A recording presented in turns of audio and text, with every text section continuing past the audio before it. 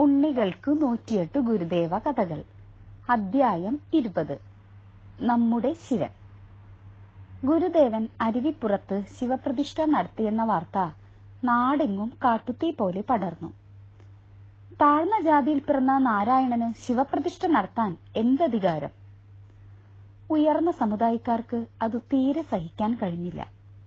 അവരുടെ മനസ്സിൽ അമർഷത്തിന്റെ അഗ്നിപർവ്വതം പുകയാൻ തുടങ്ങി.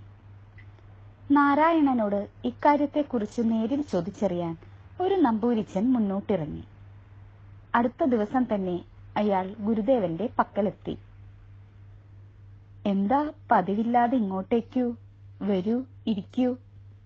നിറഞ്ഞ പുഞ്ചിരിയോടെ ഗുരുദേവൻ അയാളെ തന്റെ അരികിലേക്ക് സ്വാഗതം ചെയ്തു. വന്നപാടെ നമ്പൂരിച്ചൻ പറഞ്ഞു, എനിക്കൊരു സംശയം. എന്താ സംശയം? ചോദിച്ചോളൂ.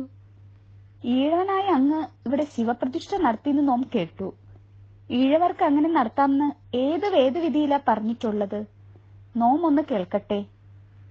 നമ്പൂരിച്ചൻ ചെവി വട്ടം പിടിച്ചിരുന്നു. ഇത്രയേ ഉള്ളൂ സംശയം? ഗുരുദേവൻ ആരാഞ്ഞു. അതെ, നമുക്കറിഞ്ഞാ മതി. നമ്പൂരിച്ചൻ കാതോർത്തു നിന്നു. നാം പ്രതിഷ്ഠിച്ചത് നമ്മുടെ ശിവനെയാണല്ലോ. ഗുരു പറഞ്ഞു നിർത്തി. നമ്പൂതിരിക്ക് പിന്നെയും സംശയം. ഈ നമ്മുടെ ശിവനെന്ന്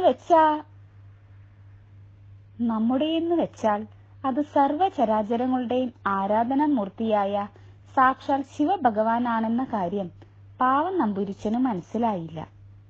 കഷ്ടം. ശേഷം ഭാഗം തുടരും.